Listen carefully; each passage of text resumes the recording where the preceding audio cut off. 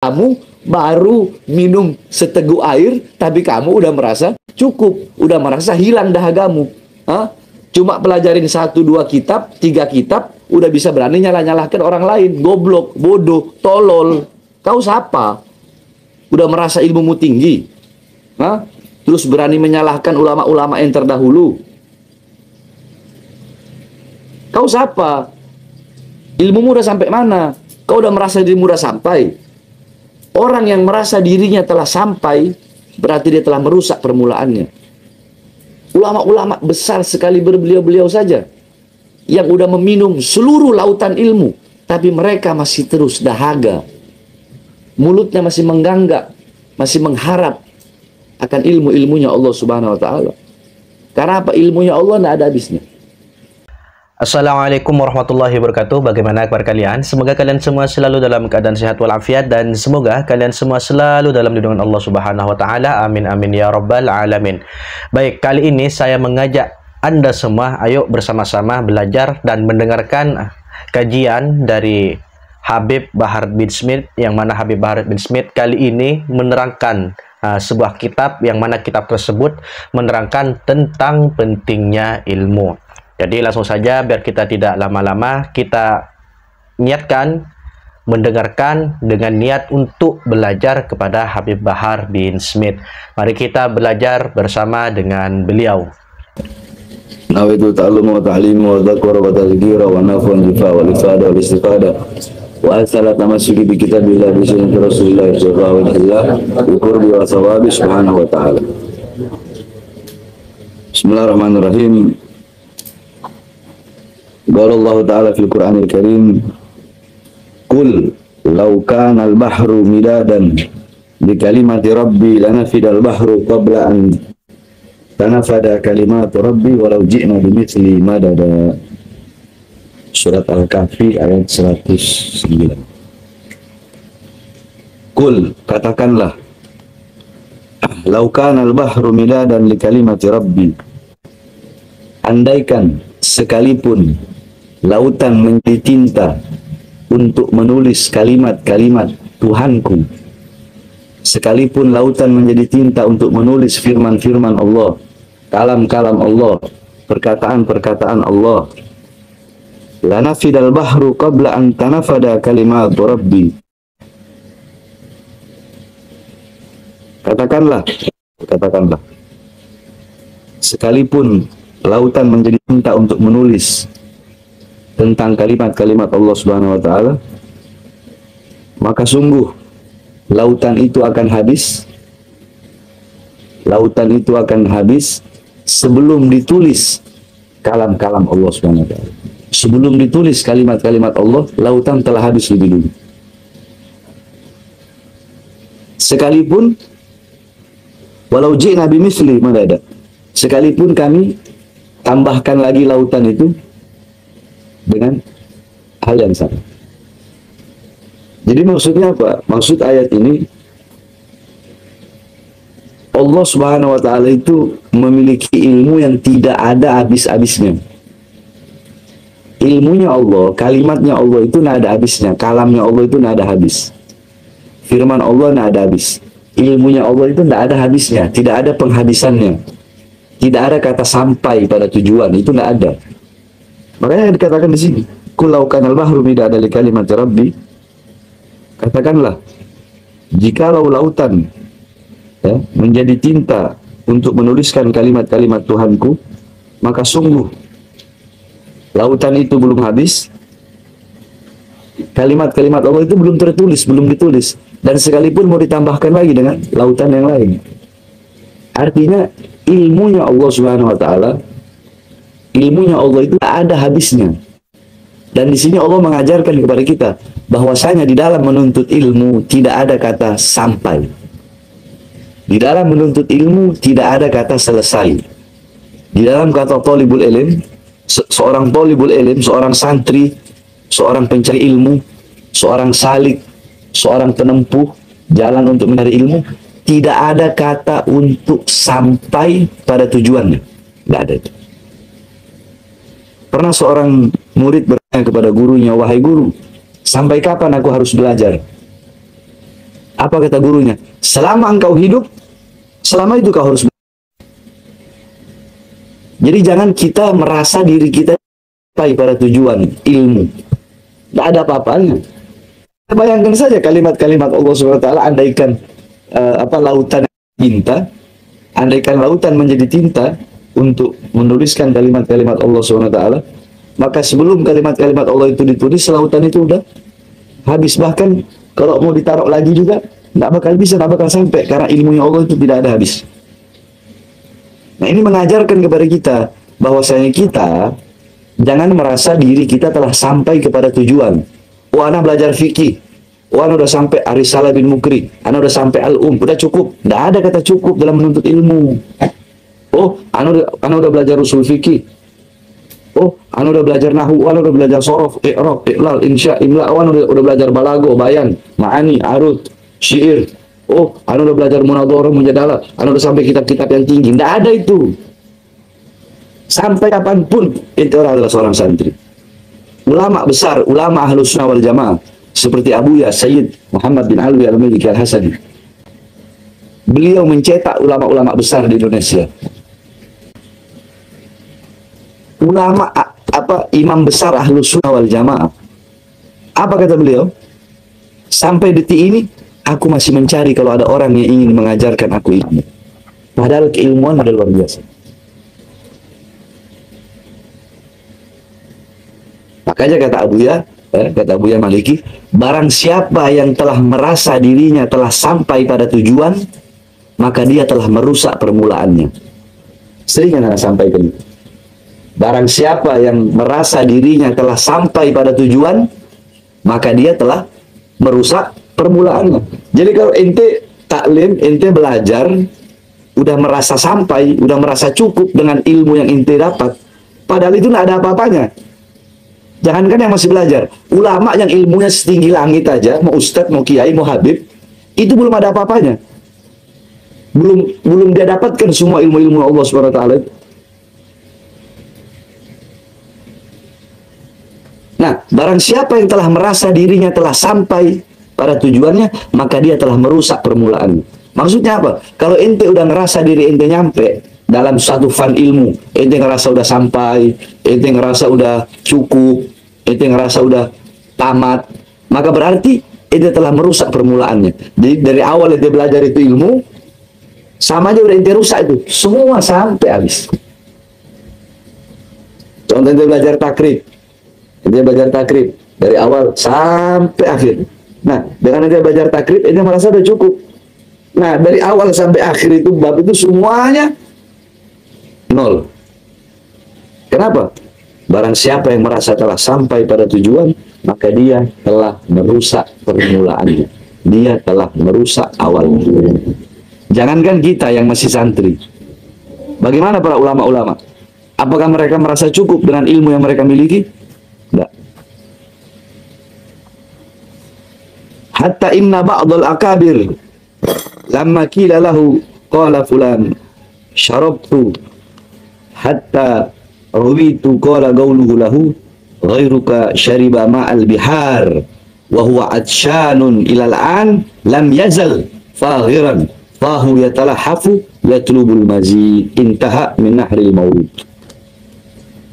Sampai dijelaskan ada seorang pembesar ulama, ada seorang pembesar ulama, kilalahu, dikatakan kepadanya, qala fulan, ada seorang laki-laki yang berkata, syarabtu hatta rawitu, aku telah meminum seteguk air dan aku telah hilang dahagaku.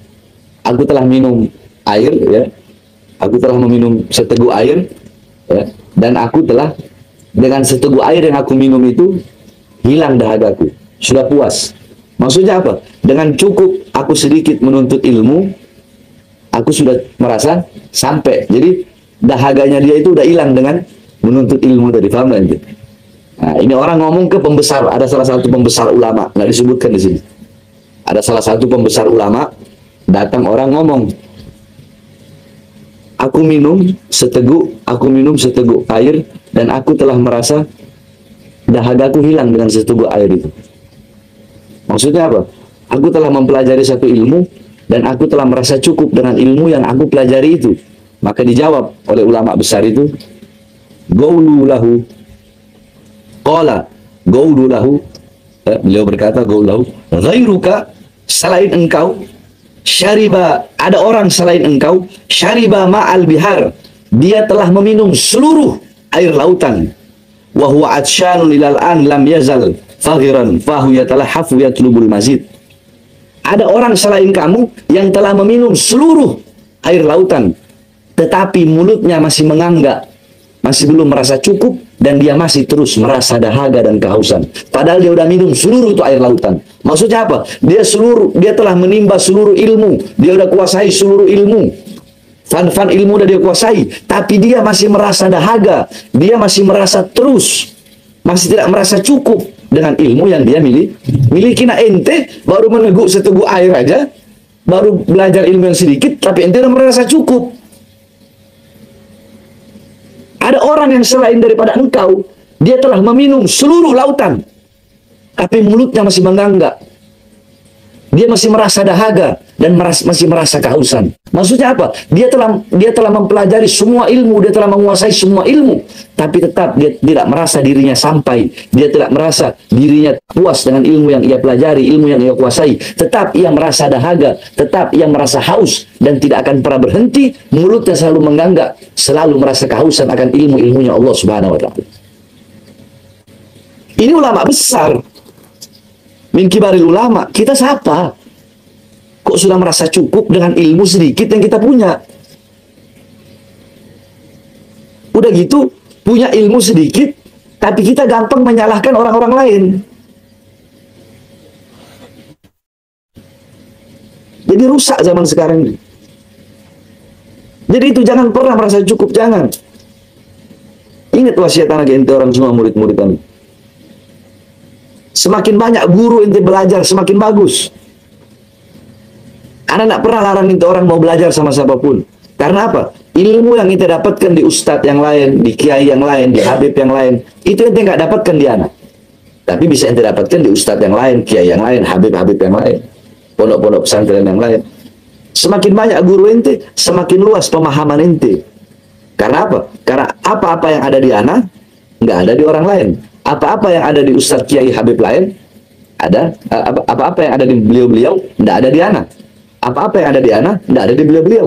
Maka semakin banyak engkau mendapatkan guru, semakin jadi ente harus selalu merasa dahaga, harus selalu merasa haus akan ilmunya Allah Subhanahu wa Ta'ala. Jangan merasa kenyang, jangan merasa dahagamu telah selesai dengan sedikit ilmu yang kau pelajari. Lihat kata ulama tadi, ghairuka, ada orang selain engkau, syariba ma'al bihar, dia telah minum satu lautan itu udah diminum sama dia. Tapi dia masih menganggak, mulutnya masih nganggak, merasa kehausan, merasa dahaga, tidak pernah merasa puas. Padahal dia udah minum seluruh lautan. Kamu baru minum seteguk air, tapi kamu udah merasa cukup, udah merasa hilang dahagamu. Cuma pelajarin 1, 2 kitab, 3 kitab, udah bisa berani nyalahkan orang lain. Goblok, bodoh, tolol. Kau siapa? Udah merasa ilmumu tinggi, terus berani menyalahkan ulama-ulama yang terdahulu. Kau siapa? Ilmumu udah sampai mana? Kau udah merasa dirimu udah sampai? Orang yang merasa dirinya telah sampai, berarti dia telah merusak permulaannya. Ulama-ulama besar sekali beliau-beliau saja, yang udah meminum seluruh lautan ilmu, tapi mereka masih terus dahaga. Mulutnya masih menganggak, masih mengharap akan ilmu-ilmunya Allah Subhanahu wa Ta'ala. Karena apa? Ilmunya Allah tidak ada habisnya. Ibarat kata di dunia ini, ilmu Allah yang Allah kasih dari lautan itu cuma setetes, dikasih ini. Paham? Paham?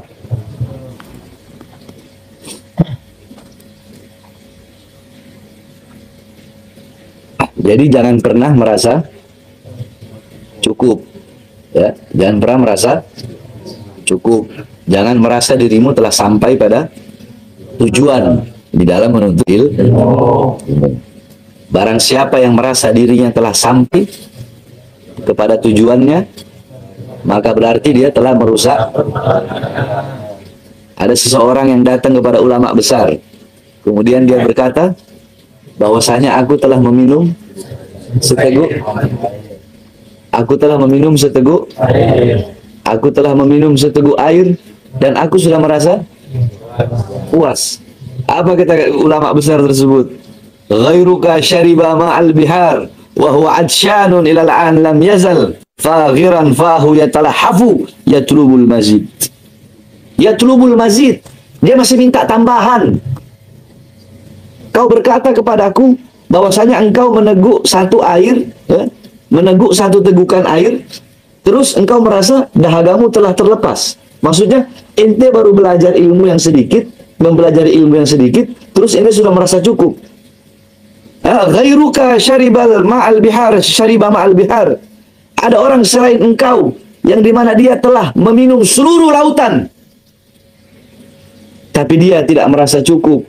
Dia selalu mulutnya mengganggak, masih merasa dahaga dan masih merasa kehausan.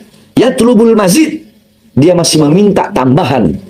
Andaikan ada air lautan lagi, dia bakal minum air lautan. Maksudnya apa?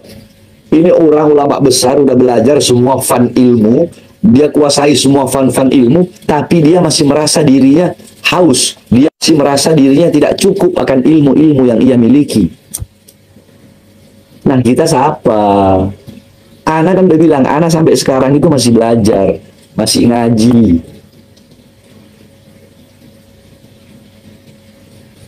Ngaji tafrid, karya Habib Zain bin Smith, Takriratus Sadida, Buhiyatul Mustarsyidin,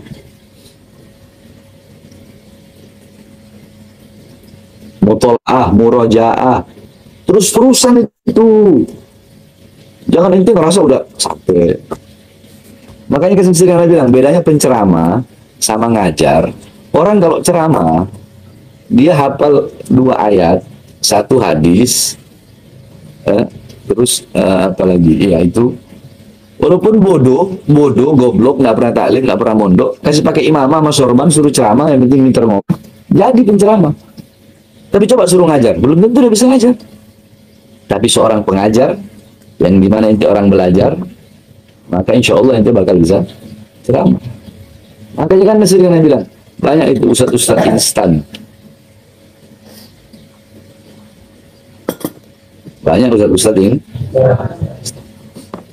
Makanya wasiat anak ente orang, jangan pernah merasa jangan pernah apa tadi anak ceritakan? Ketika ada seorang murid bertanya kepada gurunya, apa? Wahai guru, sampai kapan aku harus belajar? Wahai guru, sampai kapan aku harus menuntut? Apa jawabnya? Jawab gurunya apa? Selama engkau hidup, selama itu engkau menuntut ilmu Allah. Berarti tidak ada kata sampai pada tujuan dalam menuntut ilmu. Tidak ada kata kenyang di dalam menuntut ilmu. Tidak ada kata dahagaku hilang di dalam meminum lautan-lautan ilmu. Tidak ada.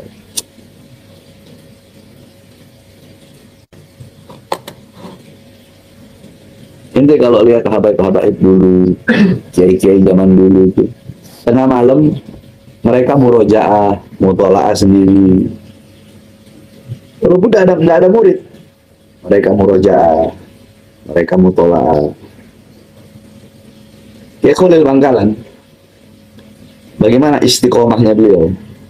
Istiqomahnya Kiai Khalil nih ngajar. Itu beliau kalau lagi ngajar, mau ada murid, tidak ada murid, andaikan ada murid, beliau ngajar. Andaikan tidak ada murid, seumpama hujan atau apa, tidak ada murid, bukan berarti beliau langsung tidak ngajar. Istiqomahnya beliau, mau ada murid, tidak ada murid, ini kitab, tetap beliau pantengin begini. Jadi beliau baca sendiri. Beliau baca. Itu namanya istiqomah. Dalam hal duduk. Kadang kan ente orang kan duduk dalam ngaji itu ente pikir tidak butuh istiqomah. Seumpama si Fauzi, kalau lagi taklim Fauzi duduknya di mana? Oh, duduknya di situ. Kalau dia istiqomah, besok lusa sampai dia selesai mondok di sini, ya duduknya di situ. Dalam hal duduk saja untuk menuntut ilmu, istiqomah. Sampai situ. Jangan buang-buang kau punya waktu. Hah? Jangan kau buang-buang kau punya waktu untuk perkara-perkara yang tidak bermanfaat. Perhatikan, jaga kau punya waktu. Ad-dunya sa'ah. Dunia ini cuma sesaat. Dunia ini cuma sesaat. Waktu-waktu yang telah berlalu bukan milikmu.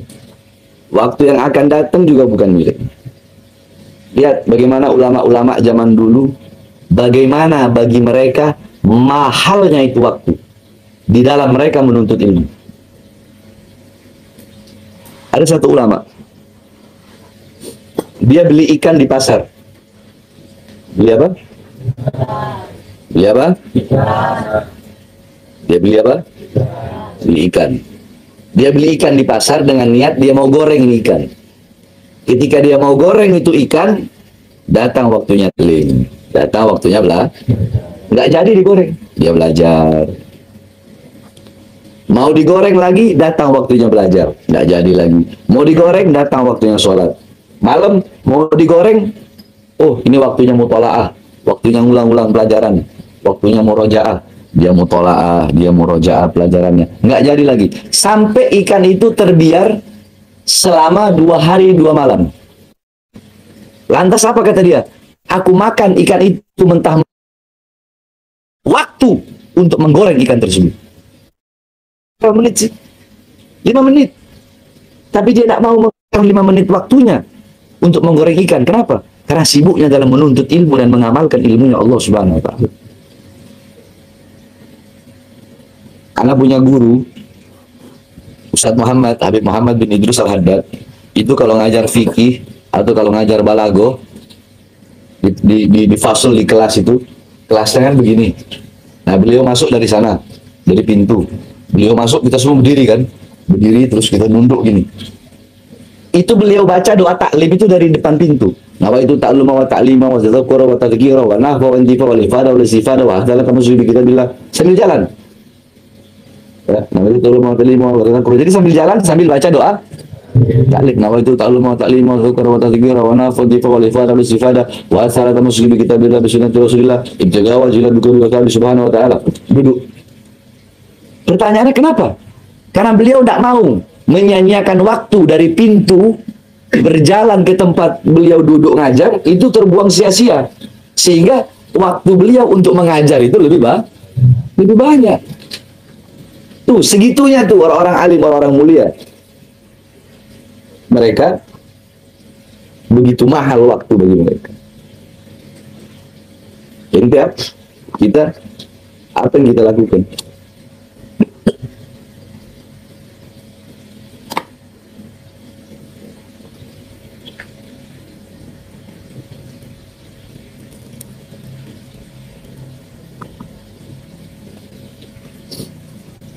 Ikhtanim khamsan qabla khamsin.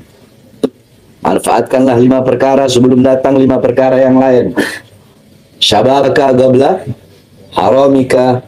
Manfaatkan masa mudamu sebelum datang masa tuamu. Mumpung engkau masih muda. Mumpung engkau masih muda. Otakmu masih berfungsi bagus. Belajar. Duduk di majlis-majlis ilmu. Ambil iktibar, istifadah dari para ulama, dari para ustadz, para kiai, para habaib, dari orang-orang soleh, dari para aulia. Ziarah ke makam-makam para aulia, ke makam-makam para wali untuk mengambil keberkahan. Mumpung kau masih muda. Gablah haram sebelum datang masa tuamu. Nanti kalau kau udah tua, nah, apa yang bisa kau lakukan? Ini udah tua, udah ompong, rambut udah ubanan, udah encok.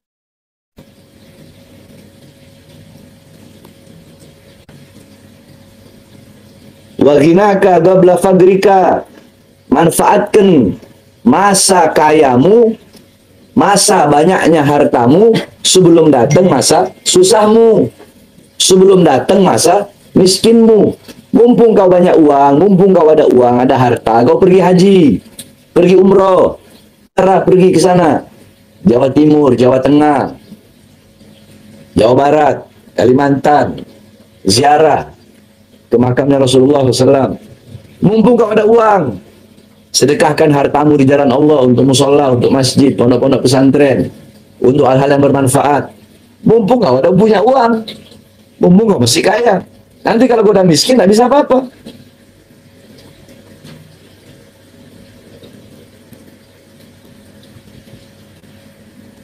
Wa faraghaka qabla syughlika.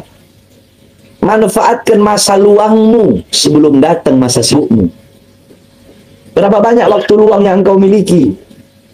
Maka manfaatkan waktu luang itu untuk menuntut ilmu, untuk beribadah kepada Allah, untuk sholat, untuk bangun malam, baca Quran, ingat sama Allah, ingat sama Rasul, pelajari surah-surah Rasulullah, hafalkan hadis-hadis Rasulullah, hafalkan, amalkan untuk dirimu, biar bermanfaat, amalkan untuk orang lain.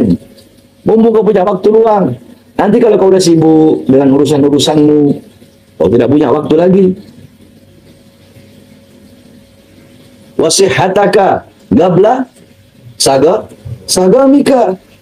Manfaatkan masa sehatmu sebelum datang masa sakitmu. Mumpung ente masih sehat, masih segar, masih bugar, ibadah yang benar, sholat, puasa, Senin Kemis, taat sama Allah, patuh sama Allah, pergi ke orang-orang soleh. Mumpung kau masih sehat. Nanti kalau kau udah sakit, kau tak bisa apa-apa. Kau terbaring, kau terbujur. Wahayataka qabla mautika. Manfaatkan masa hidupmu sebelum datang masa matimu. Mumpung kau masih hidup, gunakan kehidupan yang Allah berikan kepadamu untuk beribadah kepada Allah. Karena Allah tidak menciptakan engkau untuk bersenang-senang. Allah tidak menciptakan engkau untuk roha, bersantai-santai, enggak. Allah menciptakan engkau untuk beribadah kepada Allah. Jangan kau sia-siakan masa hidupmu. Mumpung kau masih hidup, beramal yang baik. Apa-apa yang kau tanam ketika kau hidup, itu nanti yang akan kau tuai. Itu yang nanti akan kau panen ketika engkau ketika kau mati. Maka manfaatkan masa hidupmu sebelum datang masa mati. Manfaatkan 5 perkara sebelum datang 5 perkara. Masa mudamu sebelum masa tuamu. Masa kayamu sebelum masa miskinmu. Masa sehatmu, masa luangmu sebelum masa sibukmu. Masa hidupmu sebelum masa matimu. Dan tidak ada yang tahu nilainya 5 perkara yang tadi sebelum dia kehilangan 5 perkara tadi. Ente nggak bakal tahu nilainya sakit, ente nggak bakal tahu nilainya muda kalau ente masih muda. Kalau ente udah tua, baru ente tahu begitu bernilai dan berharganya muda. Jadi tidak ada yang tahu nilainya 5 tadi kalau dia belum kehilangan yang 5 tadi. Ente tidak tahu nilainya muda ketika ente masih muda. Ketika ente sudah tua, baru ente tahu begitu bernilai dan berharganya masa muda. Ente tidak tahu nilainya kaya ketika ente masih kaya. Nanti kalau ente sudah miskin, udah susah, tidak punya harta, baru ente tahu begitu bernilai dan berharganya kekayaan yang Allah berikan kepadamu. Ente tidak tahu nilainya sehat ketika ente masih sehat. Nanti kalau ente udah sakit, baru ente tahu begitu bernilai dan berharganya sehat. Iya kan?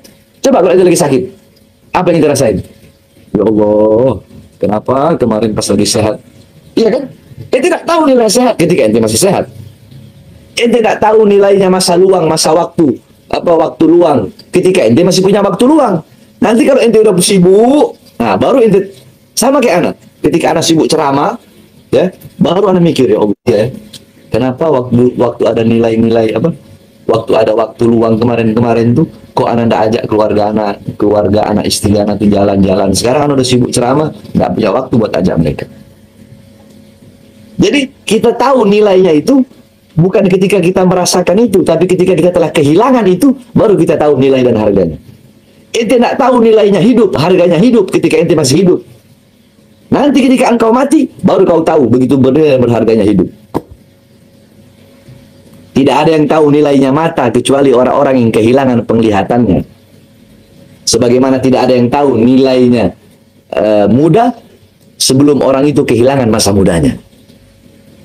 Tidak ada yang tahu nilainya mata kecuali orang-orang yang buta. Tidak ada yang tahu nilainya telinga kecuali orang-orang yang tuli. Tidak ada yang tahu nilainya lidah kecuali orang-orang. Tidak ada yang tahu nilainya lidah kecuali orang-orang yang bisu. Ente masih muda. Ente tidak merasa. Sama seperti ente lagi tidur. Ente lagi tidur, sadar ente lagi tidur. Ente bermimpi. Tidak sadar kan? Ketika ente bangun dari tidur, baru sadar. Oh iya ya, tadi lagi mimpi. Nah, seperti itu pun.